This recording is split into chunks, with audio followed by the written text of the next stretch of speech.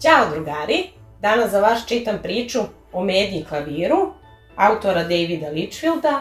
Nadam se da lepo provodite ove predpraznične dane i srećna nova godinica.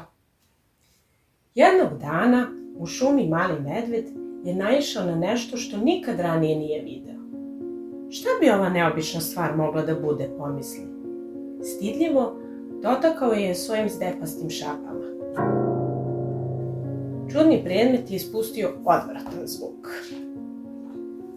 I Meda je produžio, ali sledeće jutro se vratio kao i narednog dana.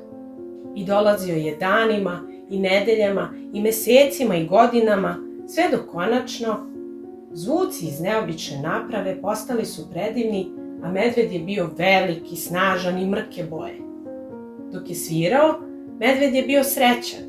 Zvuci su ga vodili izvan šume i on je sanjao o neobičnoj i magičnoj zemlji. Nije prošlo dugo dok se i ostali medvedi nisu okupili na proplanku. Svako veče dolazili su da slušaju čarovne melodije koje su stvarali medvedi neobična naprava. A onda su jedne večeri do proplanka stigli otac i njegova ćerka.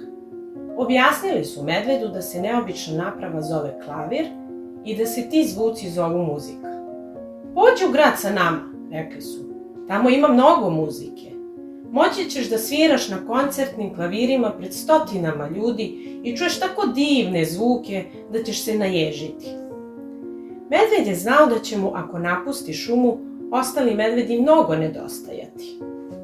Ali žudeo je da upozna svet izvan šume, da čuje svu divnu muziku i nauči da svira najbolje što može. I nedugo potom, ime medveda iskočilo je na velikim blistavim reklamama u velikom blistavom gradu. Svirao je na rasprodatim koncertima u ogromnim dvoranama. Svako veče je svirao tako strastveno i tako zanosno da mu je publika pljeskala, oduševljeno ga bodrila i obožavala ga.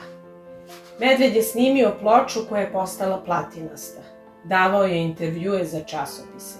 Dobio je nagrade. Svakodnevno je upoznavao nove ljude i bio glavna vest gde god bi se pojavio. Grad je ispunio sva njegova očekivanja, ali duboko u duši nešto ga je kopkalo.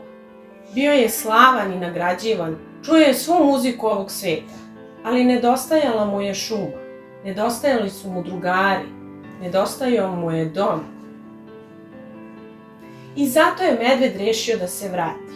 Brzo je prešao reku i uzbuđeno uletao u šumu. Jedva je čekao da ispriča svojim drugarima sve o svom boravku u gradu. Ali kad je medved stigao do proplanka, tamo ničeg više nije bilo. Ni klavira, ni medveda, ničeg. Medved se zabrinuo da su ga prijatelji zaboravili ili da su bili ljuti na njega zato što ih je napustio. A onda je poznanik kročio na proplanak. Zdravo, uzviknu medved. Vratio sam se, mnogo ste mi nedostajali. Bez jedne reči sivi drug pojuri u šumu. Čekaj, povika medved. Izvini što sam otišao, stani, molim te. Ali prijatelj je nastavio da trči.